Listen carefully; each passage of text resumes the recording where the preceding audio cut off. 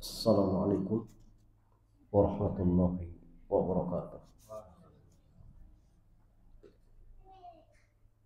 Alhamdulillah wassalatu wassalamu ala rasulillah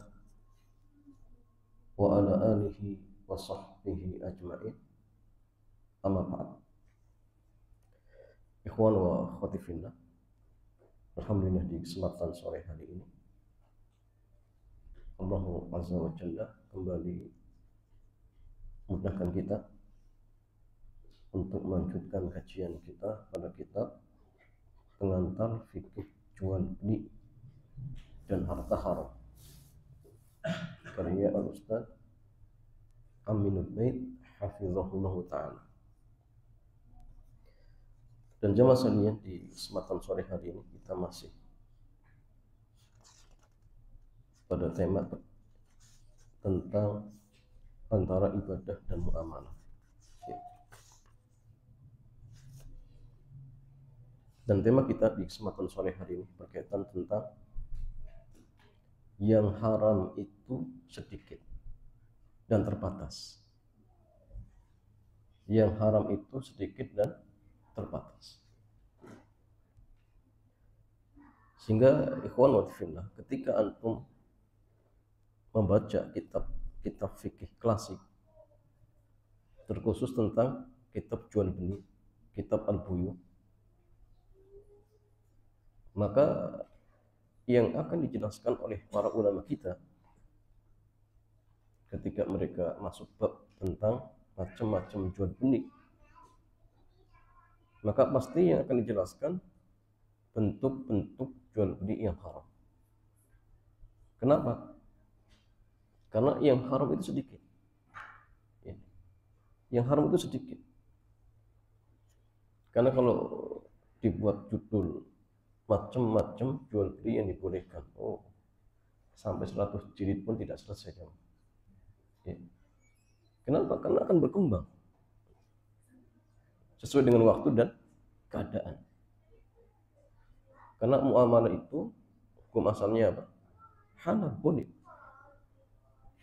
Sehingga selagi transaksi tersebut tidak melanggar syariat, maka hukum asalnya halal ataupun boleh. Silakan dilakukan. Dan di sini Allah dan Rasulnya memberikan kebebasan untuk berinovasi. Silakan. Coba di zaman kita muncul transaksi baru, apa aja, dropshipper, Gojek, GoFood, kartu member dan sebagainya. Maka dalam hal seperti ini memang hukum asalnya silakan, boleh antum berkreasi, nggak masalah. Tapi ingat, ketika misalkan kok melanggar aturan-aturan syariat, ya berarti wajib untuk ditinggalkan. Itu konsekuensinya. Tapi kalau tidak, ya silakan. Bisa dilanjutkan. Silakan, tidak masalah. Di samping syariat memberikan kebebasan untuk melakukan transaksi, syariat juga memberikan batasan berupa adanya beberapa bentuk transaksi yang dilarang. Sekalipun itu dilakukan saling ridho. Ini juga penting. Jadi gini, Mak. Di antara prinsip mendasar di dalam muamalah jual beli adalah saling ridho. Saling apa? Ridho. Tapi ingat, ridho di sini tidak segala-galanya. Artinya, prinsip yang mendasar adalah saling ridho. Tapi saling ridho di sini diberikan catatan selagi tidak ada larangan di dalam syariat. Maka kalau saling ridho silakan, tidak masalah. Tapi kalau misalkan ternyata melanggar aturan syariat, berarti tatkala itu apa? Jadi haramkan. Al-aslu fil mu'amalah al-ibahat. hukum asal di dalam praktek muamalah itu dibolehkan. Hatta yaji ad-dalil, sampai datang dalil yang melarang.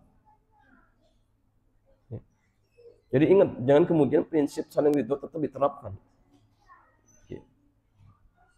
Walaupun misal ada pelanggaran syariat, hujahnya, oh, kami kan saling ridho. Tidak seperti itu. Riba yang masalahnya, walaupun saling ridho, oh enggak, saya ridho. Judi saling ridho tidak ya? Saling ridho. Zina saling ridho tidak? Oh, saling ridho. Hal tidak? Ya haram. Ya. Jadi ingat, saling ridho tidak lantas menjadikan yang haram jadi halal, tidak. Kalau memang sudah ada dalil yang mengatakan haram. Ya. Jadi ingat ya, saling ridho juga tetap dibatasi dengan tidak melanggar aturan syariat. Ya. Seperti riba ataupun perjudian, sekalipun bisa jadi dilakukan saling ridho, namun hukumnya tetap terlarang. Ya. Sokok menyokok pun kadang-kadang saling ridho, kadang seperti itu. Akan tetapi mengingat keterbatasan logika manusia dan sifat tamak terhadap harta, sehingga terkadang mereka tidak tahu bagian mana yang haram. Bahkan mereka juga tidak tahu bagian mana yang mengandung unsur kezaliman dalam transaksi yang mereka selenggarakan. Ya ini karena ya akal kita terbatas ya. Tidak semua orang mencerna. Ketika dijelaskan, Pak, riba itu haram. Ya. Kalau panjenengan praktik riba, panjenengan itu sedang menzalimi orang lain. Masa sih? Ya. Kan saya saling ridho. Dia juga ngasihnya juga ridho. Masa saya zalim? Nah ini kadang sebagian tidak paham. Ya. Tapi ingat ya, masalah Islam itu melihat apa? Maslahat yang jauh. Ya. Jadi tidak dalam artian hanya lingkup khusus saja. Mungkin ya, Mak, bagi orang yang bertransaksi secara kasat mata tidak ada kezaliman, tapi dampak-dampak yang lain. Ya. Jika misalkan dibiarkan, oh ini bahaya, merusak ekonomi. Ya. Dan ini jauh lebih besar dampak buruknya. Seperti khamr ketika misalkan dilegalkan, bagaimana coba? Sepintas, ya ada maslahat. Orang yang kerja di pabrik khamr dapat uang, bisa untuk menghidupi keluarganya. Tapi berapa banyak generasi yang dirusak gara-gara khamr? Ini yang nggak dipikirkan ya. Makanya dalam kaidah kita itu, ya, misalnya ada maslahat yang sifatnya umum, benturkan dengan maslahat yang khusus, maka yang umum lebih didahulukan. Mudarat yang sifatnya lebih besar dengan mudarat yang sedikit, maka kita harus menghindari mudarat yang lebih besar. Karena kini jamaah sekalian, tidak semua yang terlarang itu pasti mudarat, pasti bahaya. Tidak semua. Tapi terkadang ada sisi manfaatnya. Cuma mudaratnya jauh lebih besar. Sehingga syariat datang melarang agar mudarat yang besar tersebut tidak terjadi. Nah, inilah kadang-kadang sebagian orang tidak paham. Makanya di antara ucapan Syekhul Islam itu beliau mengatakan gini: Laisal aqilu man ya'riful haqqa minal batil. Jadi bukan orang itu dianggap cerdas kalau hanya sekedar bisa membedakan mana baik mana buruk. Karena kalau seperti ini anak kecil pun ya bisa, ya. Ini nggak baik, ini buruk. Api panas, air dingin, orang paham, karena jelas. Walakinnal aqila, kata beliau, tetapi orang yang berakal itu orang yang bisa membedakan mana dua maslahat yang paling besar dari dua maslahat yang ada, dan mana mudarat yang paling besar dari dua mudarat yang ada.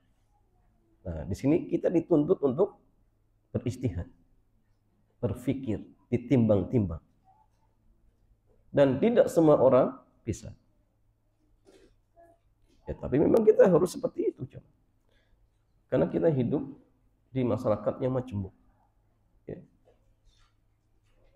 Kita mungkin ya masalah yang pengennya hidup ideal, haram ya ditinggalkan. Tapi kadang kita dibenturkan dalam dua permasalahan yang sama-sama haram, jemaah. Dan antum harus ngambil salah satunya. Gimana coba? Dan harus ngambil satunya. Gak bisa dihindari. Ya sudah, terapkan kaidah tadi. Mana yang lebih ringan, silahkan diambil. Dan ketika itu tidak berdosa, coba. Nah, inilah apa jemaah sekalian? Ya, kehidupan kita ketika di tengah-tengah masyarakat. Ya harus seperti itu memang. Ya. Sehingga kalau orang mungkin selalu saklek pengennya ini, sulit hidup di masyarakat ya. Kecuali di tengah hutan sendiri ya. Enak. Nggak diajak macam-macam. Tapi kita hidup di masyarakat. Maka terapkan kaidah tadi. Ya, terapkan kaidah tadi. Ya, sebagian contoh dalam transaksi riba. Bagi sebagian masyarakat, riba bukan termasuk kezaliman selama dilakukan saling ridho. Anggapan ini berasal dari keterbatasan mereka dalam memahami kezaliman yang sebenarnya. Padahal jika transaksi riba ini dibiarkan, akan timbul kerusakan yang sangat besar di tengah masyarakat. Ya, sudah pernah kita bahas ya tentang bab riba. Yang gini ya, di antara sebab inflasi yang berlebihan itu kan riba, jemaah. Harga naik itu juga riba. Karena harga naik akhirnya, atau awalnya riba dulu, jemaah. Jadi orang yang, terutama para pengusaha, ketika mereka pinjam di bank, kita dibebani bunga buat mereka, ya riba yang besar. Akhirnya para pengusaha menaikkan harga untuk bayar ribanya tadi. Yang korban siapa? Kita masyarakat. Ya, kita jadi korban ya. Ya sama seperti pajak kan seperti itu, jemaah. Kita jadi korban. Ya. Nah, inilah kedzaliman, perbuatan yang haram seperti ini pasti berdampak buruk, pasti. Ya. Sehingga ketika syariat melarang, mau akal kita bisa mencerna atau tidak yakin bahwa di dalamnya ada kerusakan, kedzaliman. Ya. Yang kadang sebagian orang bisa mencerna perlahan ya. Oh iya seperti itu. Tapi kalau misalkan ya, akal kita pun belum bisa mencerna, sudah samit wa ta'na, haram tinggalkan, selesai. Tidak perlu kemudian tarik ulur. Jangan nanti saja. Enggak. Seorang muslim itu ya, ingat ya, kalau perbuatan itu diharamkan, tinggalkan. Karena seorang mukmin itu adalah orang yang sangat berhati-hati dari perbuatan maksiat. Innal mu'mina yara dhunubahu ka'annahu qa'idun tahta jabalin.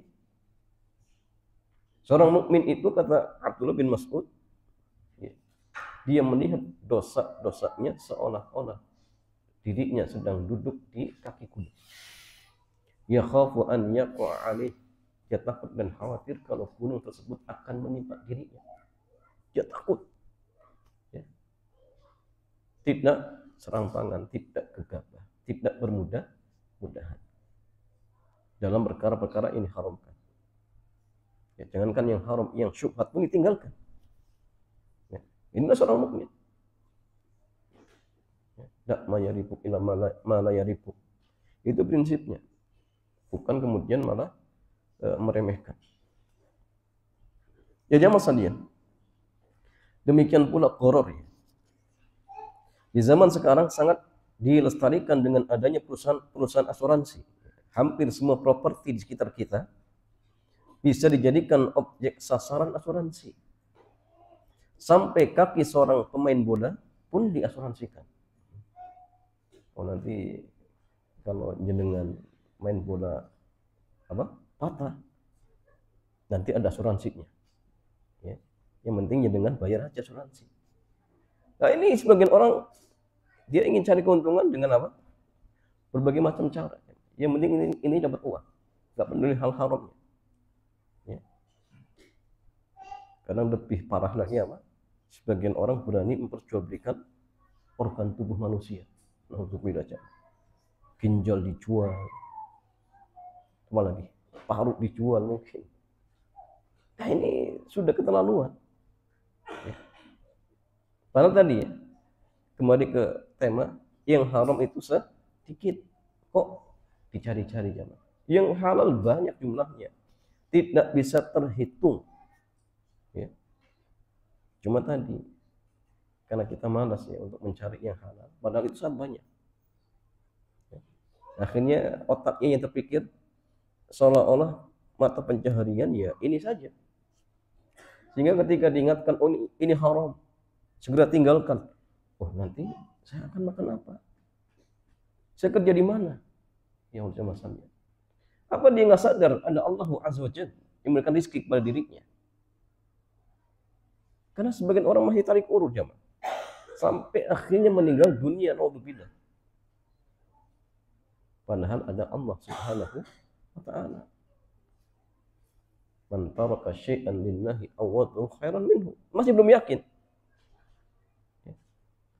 Kecuali mulutnya sudah tersumpal dengan apa? Tanah, baru yakin, oh iya, dulu kenapa saya tidak segera tinggalkan praktek yang haram tersebut. Baru nyesel. Maka jangan seperti ini kondisinya. Jangan seperti ini kondisinya. Haram tinggalkan, selesai. Ya jamaah sekalian. Dan menurut mereka ini sah-sah saja dilakukan. Ya tidak masalah. Mau diasuransikan kakinya, mau main apa? Judi online dan sebagainya. Mereka nggak peduli ya, padahal jelas banyak korbannya, bunuh diri, bunuh orang, gara-gara terlilit utang. Tapi ya tetap saja. Yang lebih aneh lagi, ternyata pelakunya banyak muslimnya. Ya. Nah ini kan naudzubillah jemaah. Padahal diingatkan itu hanya trik saja, hanya permainan, tapi tetap saja ya. Otaknya di mana? Ya. Sama seperti orang kafir kan gitu jemaah, otaknya nggak dipakai. Nah orang-orang yang sering terlibat dalam kemaksiatan, ya seperti itu, otaknya tertutup jemaah, tertutup. Karena dosa itu bagaikan titik hitam. Ketika kita berbuat kemaksiatan, hati kita di titik. Tambah lagi, tambah titiknya. Kalau kemudian dia terus berbuat maksiat dan tidak bertobat, maka titik itu akan terus-menerus menutupi hatinya. Sampai hati itu sudah hitam pekat. Kalau sudah hitam pekat, maka hidayah sudah tidak masuk. Waliyadzubillah. Ya. Maka ya kalau kita terjatuh, segera ditazkiyah, dibersihkan dengan tobat kepada Allah Subhanahu wa Ta'ala. Tidak kemudian malah justru diremehkan, jangan. Ya. Dengan alasan nanti tobatnya. Kalau sudah tua, kalau sudah kaya, ya jangan. Karena ajal tidak ada yang tahu seperti itu. Padahal hakikat asuransi adalah judi yang sangat syarat dengan ketidakpastian dan untung-untungan. Allah Azza wa Jalla menurunkan bimbingan untuk kegiatan semacam ini dengan menjelaskan bagaimana yang harus dihindari dan bagian mana yang boleh dipilih. Ya. Berikut batasan-batasan hal-hal tersebut. Maka jika kita perhatikan dari sekian jenis akad muamalah, transaksi yang haram itu sangat sedikit. Ya. Karena hukum asal di dalam praktek muamalah itu mubah atau Sementara adanya yang haram itu sifatnya pengecualian. Dan seperti yang kita pahami sesuai dengan sesuatu yang dikecualikan, umumnya lebih sedikit ya. Di samping itu syariat juga menetapkan bahwa bagian yang haram umumnya digantikan dengan yang halal. Ya. Contohnya riba. Itu haram. Tapi Allah ganti dengan apa? Jual beli. Ada gantinya. Ya. Cuma karena sebagian orang inginnya menggampangkan. Padahal dia sama-sama. Hasil beda jemaah. Hasil beda. Ya. Dirubah sedikit saja, maka hasil menjadi berkah. Dikasih surga. Tapi kalau kemudian kekeh ya dalam praktek yang haram tersebut, dikasih neraka. Dia dapat pun nggak berkah, jadi penyakit. Tapi ya tadi, tetap saja karena sebagian orang tidak mau tahu. Nah, maka di sini pentingnya hidayah itu sini. Hidayah itu pentingnya di sini. Allah Azza wa Jalla berfirman, wa ahallallahu al-bai'a wa harrama riba. Allah menghalalkan jual beli dan mengharamkan praktek riba.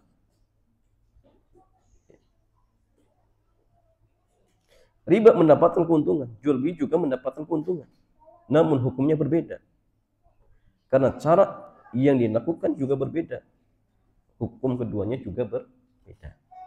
Yang satu haram, balasannya neraka. Yang satu halal, balasannya surga. Ya. Dan kita bisa memilih jemaah. Silakan mau pilih surga atau pilih neraka. Ya. Maka orang yang cerdas, ya tentu akan pilih surga. Apalagi jemaah sekalian, kita juga yakin rezeki itu sudah dicatat 50.000 tahun sebelum Allah menciptakan langit dan bumi. Artinya mau dicari dengan model apapun, yang akan diberikan oleh Allah itu tidak akan lebih dari apa yang telah Allah catat di Lauhan Mahfuz. Gak mungkin ya, kalau nggak percaya, antum praktekkan saja. Apa dikira orang yang pasang judi online pasti dapat? Gak juga. Orang berandai-andai, oh kalau pasang judi ya pasti kaya. Enggak juga, banyak yang bangkrut, banyak yang bunuh diri, hancur keluarganya. Mungkin sebagian orang ya tertipu tadi, ya karena memang itu permainan. Jadi sebagian orang itu hanya dijadikan apa? Bahan mainan orang-orang ya tadi yang tidak paham agama. Nah kita yang muslim kadang-kadang ya tergoda tadi ya, pengen cepat kaya, tidak mau capek. Akhirnya terjun. Ternyata tidak seperti itu. Semakin hancur kondisinya, bahkan naudzubillah keluarganya juga hancur. Ya, maka hati-hati. Ya jamaah sekalian,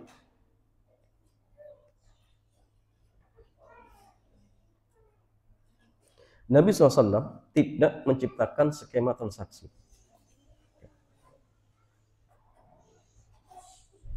Model transaksi yang dipraktikkan di zaman para sahabat adalah kelanjutan dari skema transaksi yang sudah dikenal di masyarakat sejak masa silam. Jadi artinya gini, ketika Nabi diutus menjadi seorang Nabi, maka beliau tidak membuat skema transaksi baru. Tetapi kebanyakannya jamaah sudah ada semenjak Nabi belum diutus, bahkan semenjak zaman jahiliyah. Tapi ketika Nabi datang, diangkat menjadi seorang Nabi dan Rasul, maka beliau membatasi ini yang haramnya. Tapi akad utamanya tetap, ini yang nggak bolehnya seperti ini, tapi harus seperti ini. Tapi skema itu sudah ada jemaah. Ya, karena tadi kembali kepada hukum asal muamalah itu dibolehkan. Bahkan ya ucapan yang masyhur dari beliau SAW, antum a'lam bi umuri dunyakum. Kalian itu lebih tahu tentang urusan dunia kalian. Makanya dalil bahwasanya dalam masalah muamalah itu kita boleh berkreasi, silakan, tidak masalah. Ya. Maka di antara contohnya transaksi yang sudah ada sebelum Nabi diutus. Yang pertama transaksi salam. transaksi apa? Salam. Jadi salam itu jual beli yang dimana penjual belum memiliki barang, hanya menyebutkan sifat-sifatnya, spesifikasinya. Sifatnya warna seperti ini, ukuran seperti ini, jenis seperti ini, ya. Itu salam. Kemudian pembeli harus bayar kontan di muka, harus bayar. Dan nanti jamaah sekalian, tugas penjual untuk mendatangkan barang sesuai waktu yang telah disepakati. Ya, terkait nanti ada silang pendapat ya, batasan minimalnya berapa bulan. Itu ada silang pendapat. Tapi gambaran secara umumnya tadi. Dan ini di antara praktek yang dibolehkan, tidak masalah. Dan praktek ini jamaah sekalian, sebelum Nabi datang ke Madinah sudah ada. Kemudian Nabi datang hanya sekedar artinya memberikan mana yang dibolehkan, mana yang melanggar. Itu saja. Ibnu Abbas menceritakan, qadima Rasulullah SAW al-Madinah. Wan nasu yuslifuna fi thamari al-'am wal 'amain aw thalatha. Faqala Rasulullah sallallahu alaihi wasallam, man aslafa fi tamrin falyuslif fi kailin ma'lumin wa waznin ma'lumin ila ajalin ma'lumin. Kata Ibnu Abbas, ketika Nabi sallallahu alaihi wasallam tiba di kota Madinah, wan nasu yuslifuna fit tamr. Sementara orang-orang telah melakukan transaksi salam dalam jual beli kurma. Ya. Al-'am 1 tahun atau 2 tahun atau 3 tahun. Maka beliau sallallahu alaihi wasallam bersabda, man aslafa fit tamrin, maka barang siapa yang melakukan transaksi salam, hendaknya dia tentukan nilai takarannya, timbangannya, dan batas waktunya. Jadi Nabi dalam artian memperbaiki akad tersebut. Agar apa jemaah sekalian? Agar tidak terjadi sengketa. Ya sudah, kalau kalian ingin melakukan transaksi salam, ingat nilai takaran harus jelas, timbangan harus jelas, kemudian waktu juga harus jelas. 6 bulan, 1 tahun, 2 tahun, itu harus jelas. Itu pula nanti ada syarat-syaratnya ya. Barang itu memang harus barang yang dalam artian di pasaran itu jumlahnya banyak. Jadi tidak boleh salam tetapi barangnya cuma 1. Itu nggak boleh jamaah. Kenapa? Karena potensi koronnya besar. Dia pesan buku, tapi minta bukunya yang ditandatangani oleh Ustadz Fulan. Ini kan sedikit jamaah. Ya. Atau dia jual beli salam mangga, tapi mangganya Pak Paijo. Kan belum tentu apakah mangga dari kebun Pak Paijo panen atau tidak.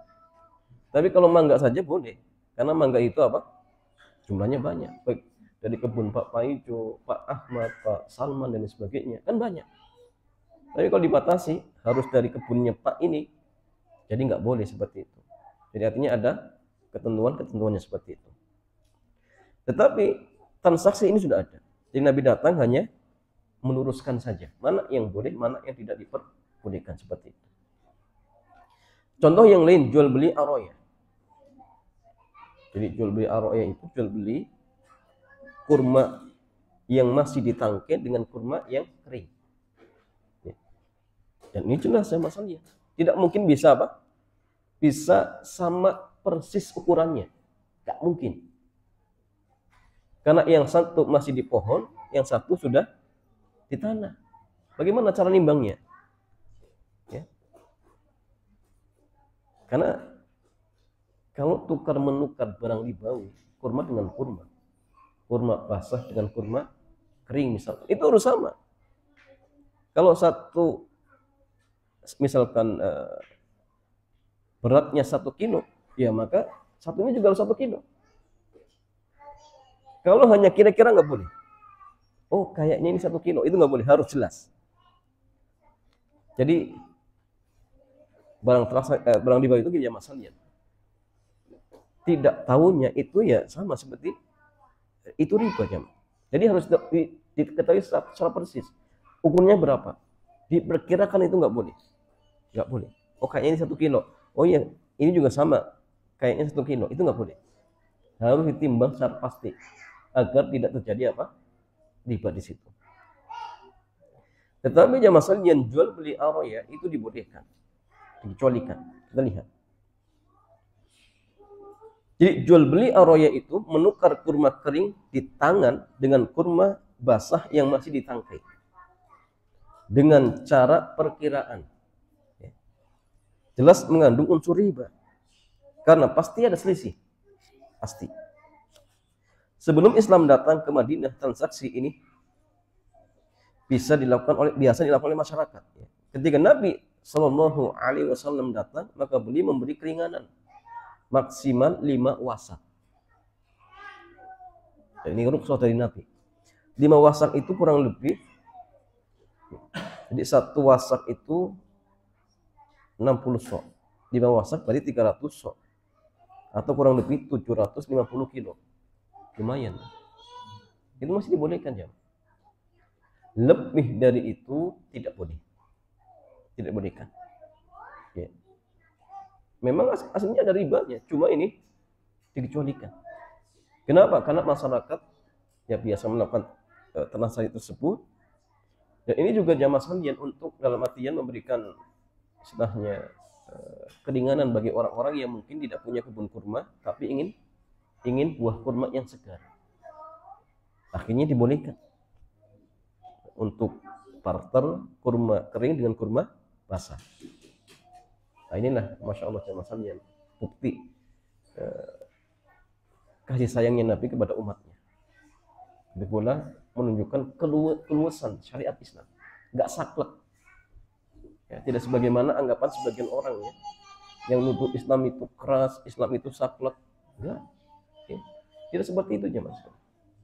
Masalahnya mereka tidak mau belajar, sehingga seolah-olah Islam itu ya rata-rata apa? Haram, nggak boleh. Nggak juga. Karena yang haram itu ternyata sedikit ya, nggak banyak, sedikit. Dan itu bisa dihitung. Yang halal jumlahnya sangat banyak, bahkan ya, sulit untuk bisa dihitung. Ya Abu Hurairah beliau mengatakan, anna Rasulullah sallallahu alaihi wasallam rakhasa fi bai'il araya fi kharsiha fi ma duna khamsati awsuq aw fi khamsati awsuq. Abu Hurairah mengatakan bahwasanya Rasulullah SAW memberi keringanan untuk jual beli aroya dengan perkiraan selama tidak melebihi 5 wasak. Jadi artinya kalau sudah lebih dari 5 wasak maka tidak dibolehkan. Ya. Dan ini juga dalil bahwasanya Nabi tidak menciptakan ya skema transaksi, tetapi ya tadi hanya menjelaskan mana yang dibolehkan, mana yang tidak dibolehkan seperti itu. Ya.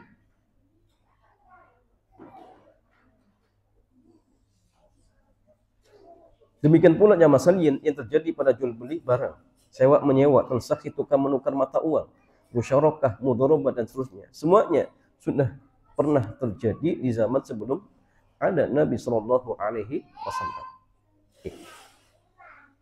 Sehingga gini masalahnya. Kalau kita tahu bahwasannya hukum asal di dalam praktek muamalah itu dibolehkan. Dan kita itu dibolehkan untuk berinovasi, silakan. Maka ingat yang paling penting buat kita, ya, selagi transaksi yang kita lakukan tidak melanggar syariat, maka boleh. Maka boleh. Ya. Mengingat hukum asal transaksi adalah mubah, maka dalam melakukan transaksi, tugas seorang muslim adalah memastikan bahwa transaksi yang dia lakukan tidak melanggar larangan dan tidak mengandung unsur pelanggaran syariat. Ini paling penting. Makanya para ulama kita itu ketika mereka ditanya tentang munculnya akad baru misalkan, maka para ulama mereka minta gambaran bagaimana modelnya. Jadi tidak sembarangan, oh ini haram, enggak. Tidak juga kemudian bergampang-gampang, oh ini boleh, enggak. Tapi minta gambarnya dulu. Setelah kemudian dijelaskan, oh skema transaksinya seperti ini. Maka dilihat satu persatu. Ya. Apakah dari skema yang dijelaskan ada pelanggaran syariatnya atau tidak? Itu saja. Kalau ternyata setelah diteliti kok tidak ada pelanggaran, berarti dihukumi boleh. Tidak masalah. Contoh pinjam masalah. Kartu member itu boleh tidak, Jam? Jadi kartu member apa? Alfamart. Boleh tidak, Jam? Kalau gratis, boleh tidak? Boleh. Karena nanti jatuhnya ini hadiah yang tanpa syarat. Yaitu murni hadiah, dan hadiah itu dibolehkan, tidak masalah. Yang jadi masalah itu kalau bayar. Nah, kalau bayar, maka bayar juga ada dua. Kalau bayarnya sekedar untuk mengganti kartu atau biaya administrasi misalkan, dan itu RIN, boleh, ya, karena seolah-olah gratis. Tapi kalau bayaran ini ternyata lebih dari itu, nah ini jadi masalah.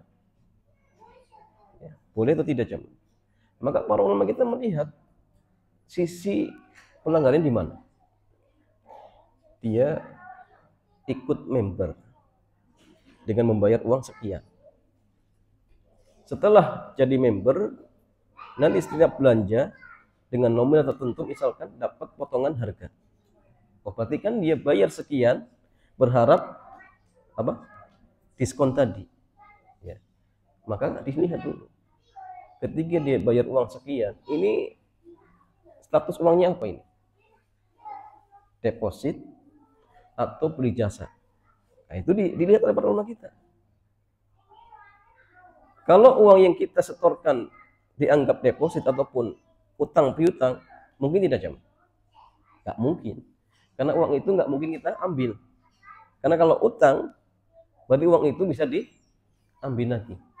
Seperti kita di bank, itu namanya kita ngutangi. Berarti bukan utang piutang.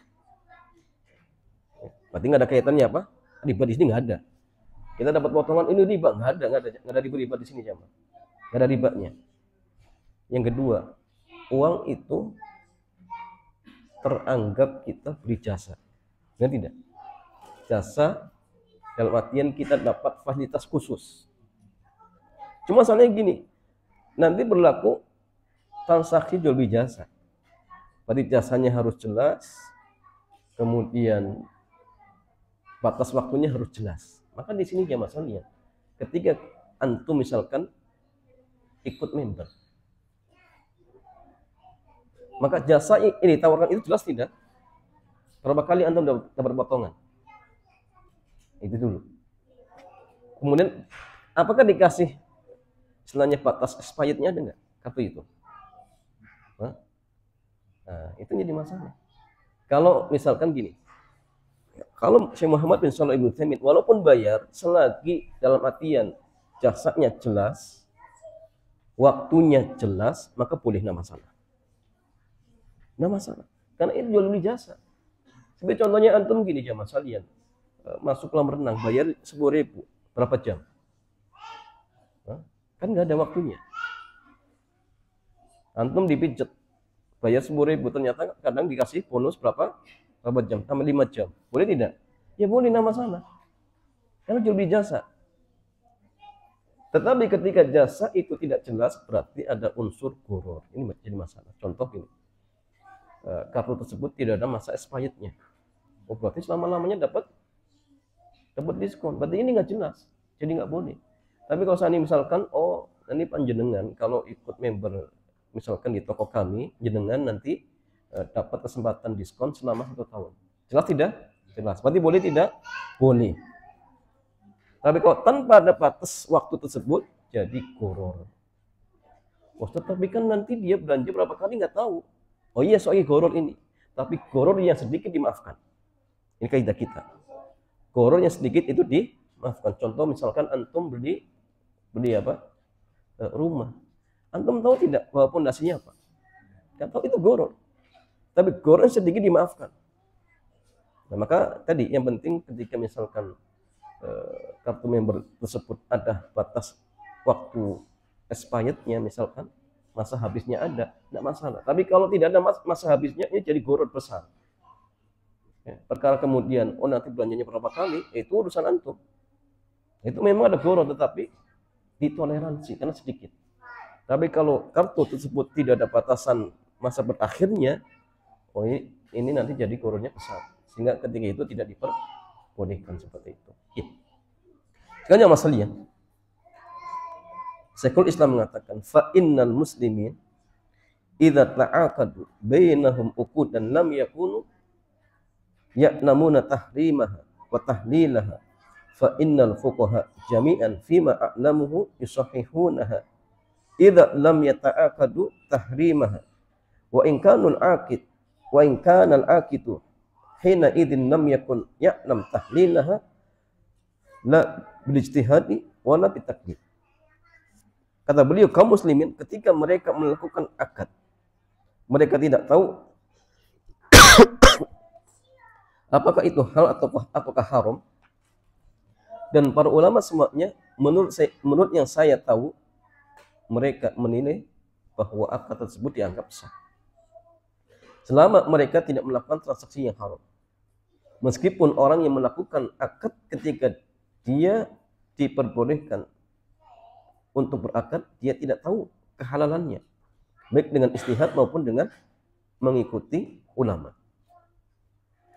Kemudian Syekhul Islam menegaskan, andai semua akad harus berdasarkan dalil, maka banyak akad yang tidak sah sampai orang itu tahu dalilnya. Falau kana idnu syari'il khas syartan fi sihatin uqud lam yasiha aqdun illa ba'da thubuti idnihi kama law hakamal hakimu bi ghairi ijtihadin fa inhu athimun wa in kana qad sadafal haqq. Jika izin khusus dari syariat menjadi syarat sah akad, maka setiap akad yang dilakukan manusia menjadi tidak sah sampai dia yakin ada dalilnya.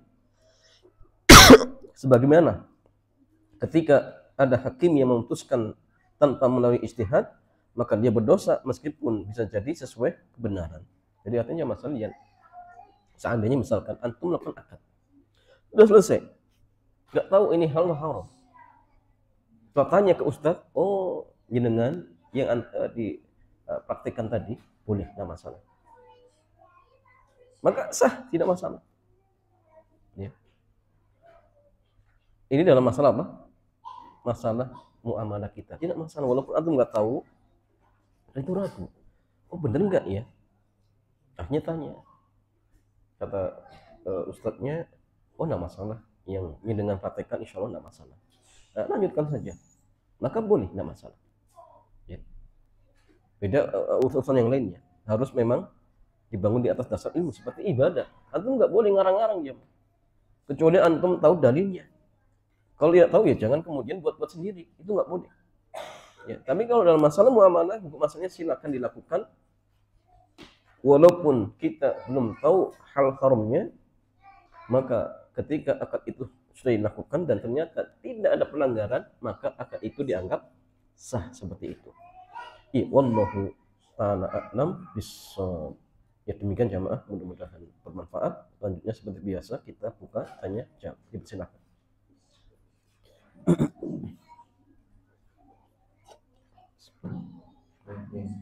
Dan sampai pada sisi belajar beberapa dari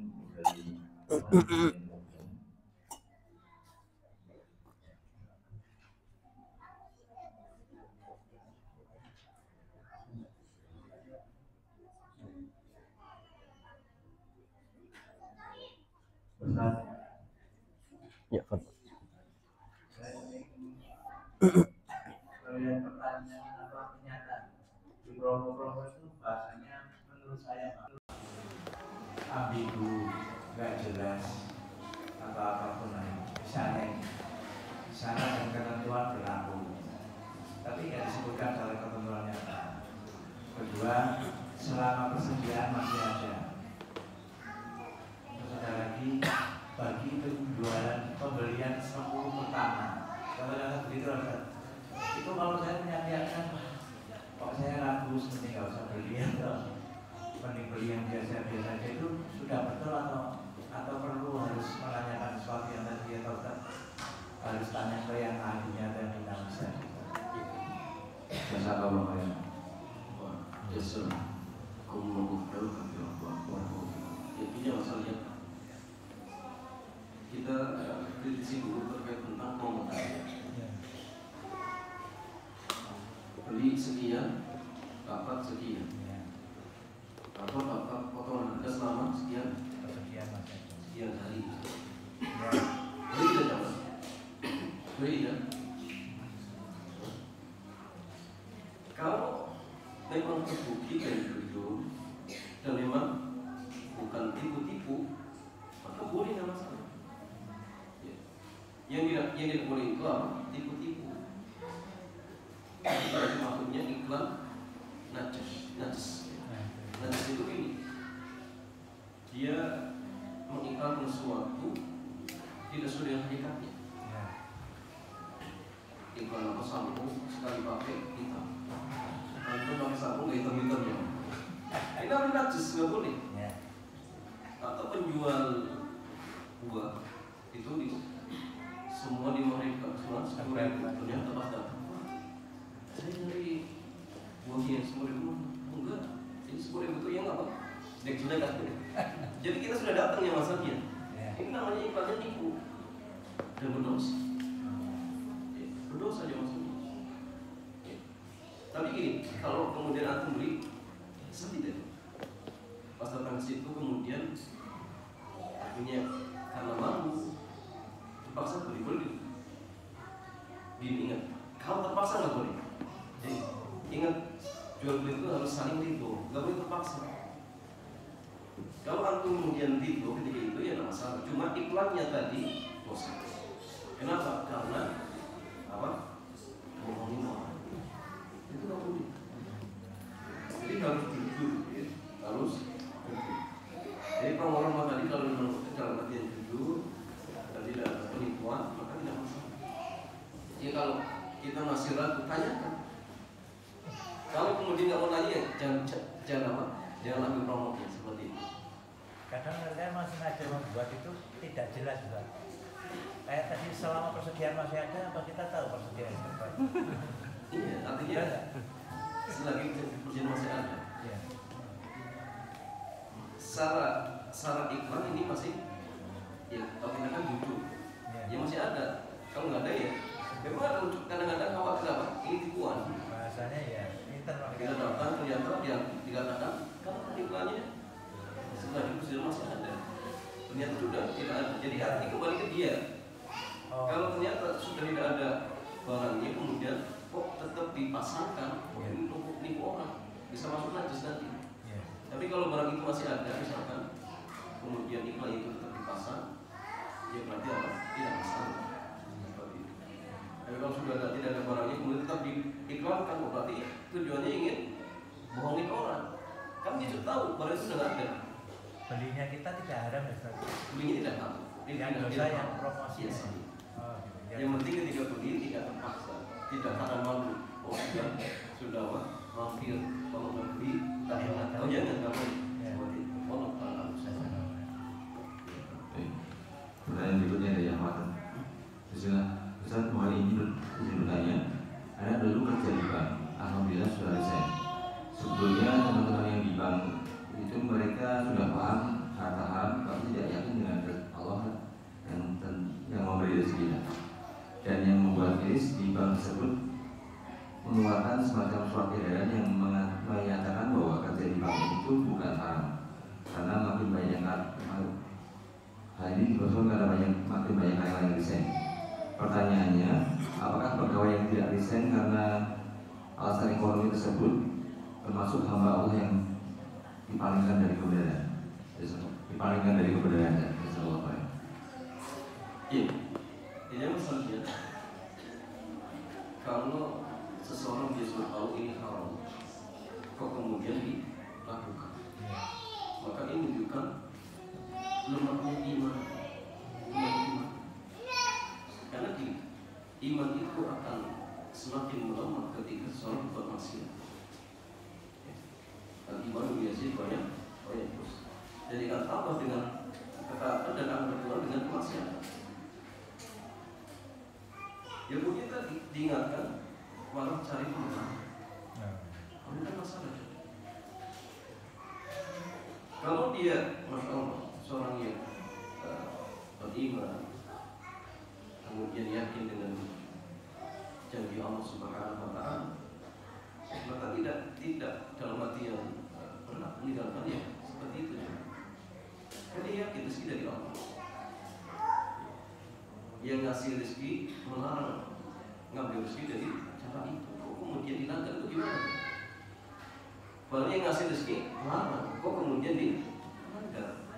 Nah itu berharap minta rezeki lagi kepada Allah. Ini kan lucu. Dan jangan sekalian hidup terus lagi harta yang malu tidak ada kebaikan dulu dan kebaikan di dunia jadi penyakit, di alam barzakh jadi beban, di akhirat ada. Mungkin sebagian orang menganggap oh ini tidak ada pengaruhnya. Mungkin saya mengatakan ini yang masalahnya. Berarti namun tidak. Kalau ternyata itu istidrat ini parah. Kalau Allah diambil berkata sebuah hadis yang bersabda bila orang Allah yu'til abda bil-wajib wa huwa muqimun ala maksiati fa inna dzalika min dzikr. Jadi Rasulullah bersabda, jika engkau melihat seorang hamba beriman dalam diberikan segala-galanya oleh Allah dengan apa yang dia sukai, tapi dia beriman dalam berbuat maksiat, itu kita tidak mencari kebenaran. Oh, buktinya ada kiai yang memberikan. Orang sudah mengatakan haram, mau diapakan lagi? Mau dirubah segala Yahudi. Ya jelas kalau seperti ini memang menunjukkan lemahnya iman, sehingga perlu ya untuk apa namanya tidak ada imannya. Caranya bagaimana? Tinggalkan maksiat. Kalau maksiat itu tetap dilakukan ya terus kurang. Bahkan paling buruknya orang-orang yang kerja di bank itu ketika Ramadan dia tetap kerja. Berarti kan dalam kondisi puasa melakukan dosa besar. Bahkan kalau kemudian misalkan sampai di titik matinya belum keluar, berarti dia mati dalam kondisi melakukan dosa besar. Sorry, karena riba itu dosa besar. Dilaknat. Bahkan hal-hal yang terkait dengan riba itu dilaknat oleh Allah dan Rasulullah.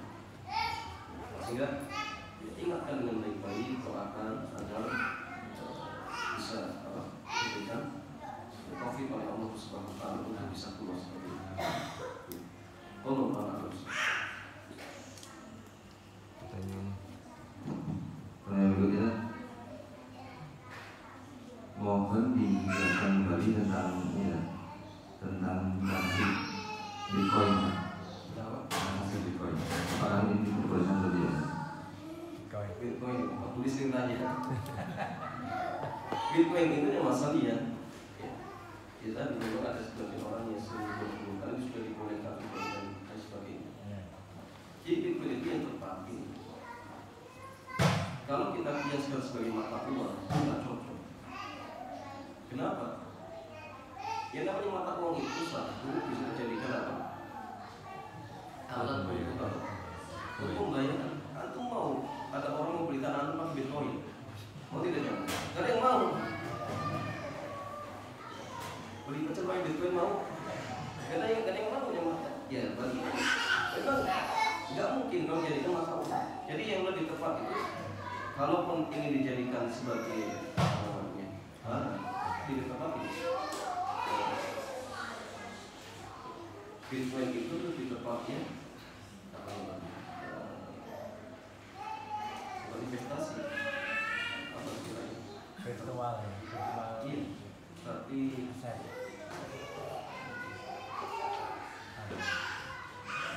Deposit. Tambahan uang. Tambahan uang. nanti punya barang disimpan Deposit ya. bukan deposit. Investasi ya. Investasi Investasi nanti bukan berbentuk investasi digital lebih seperti itu.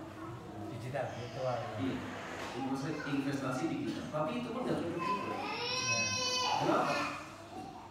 Karena apa namanya? Situasinya. Inflasinya sangat cepat. Betul. Dan itu berlaku untuk komunitas saja dong. Ya. Ya, kalau pas rame, mungkin satu Bitcoin bisa Ya. mungkin 1 juta, 1 juta, 3 juta, bahkan ratusan juta. Dan itu memang permainan mereka. Ya. Jadi, bahkan kadang ada yang sampai kita dijual gratis biar banyak orang yang punya, akhirnya dimainkan. Nah, sehingga dijadikan investasi digital pun nggak cocok, mata uang pun nggak cocok, sehingga yang tepat apa? Ini nggak bisa. Jadi goronya itu sangat besar, sangat besar. Sehingga kalau kalian jangan main seperti itu, main yang jelas-jelas saja. Kalau investasi yang jelas-jelas saja. Jangan yang tidak jelas. Apalagi di negara kita belum diakui, maka tidak perlu kemudian masuk ke dalam transaksi yang seperti itu. Allah Taala alam. Kayak gitu. Dan amat semuanya menurut apakah boleh membeli barang di marketplace macam Shopee? Apakah boleh Membeli barang di marketplace seperti Shopee dan Ya, boleh. Jadi marketplace itu hanya sekedar toko online yang dalam artian sebagai perantara saja. Tidak masalah diperbolehkan selagi barangnya halal, kemudian jelas, maka silakan adakan tidak masalah seperti itu. Tapi kalau kemudian ada pelanggaran ya jelas berarti tidak diperbolehkan. Tapi selagi tidak ada pelanggaran maka kemudian diperbolehkan ataupun hal seperti itu. Kita mengusahakan Allah isu. Kita jemaah kemudian ini bermanfaat kita lakukan Assalamualaikum warahmatullahi wabarakatuh. Waalaikumsalam. kemudian sampai pada ini ada beberapa informasi yang ingin kami sampaikan sebelum kajian yang berikut. Yang pertama, kajian besok Senin di kajian oleh motoran Senin yang biasanya dibuka setiap hari Senin diliburkan. Dan kemudian ini memiliki buku yang kita bahas pada sore hari ini bisa membelinya dengan kemudian admin karena kajian Ivan bisa menghubungi saya kemudian para yang lain dan untuk yang amat bisa menghubungi pengunjung. Nanti bukunya dengan buku nanti tidak ada diskon dari penerbit, misalnya akan masukkan ke dalam kasper. Jadi pada kesempatan ini jemaah bisa memperoleh ilmu sekaligus berdonasi untuk tidak tawakal. Baik, demikian. Kami mohon maaf jika dalam penyampaian kajian pada sore hari ini ada yang berlaku baik dari tidak dalam penyampaian kami atau dalam penyampaian kami. Dan kami berdoa semoga kejadian bersama kita pada sore hari ini berbuat mana terbaik bagi Allah dari Allah Subhanahu Wa Taala dan menjadi berkat baik salah satu masa baik kita di akhirat nanti. Amin. Terima kasih. Warahmatullahi wabarakatuh. Wassalamualaikum warahmatullahi wabarakatuh. Properti digital. Ya, properti digital berinvestasi.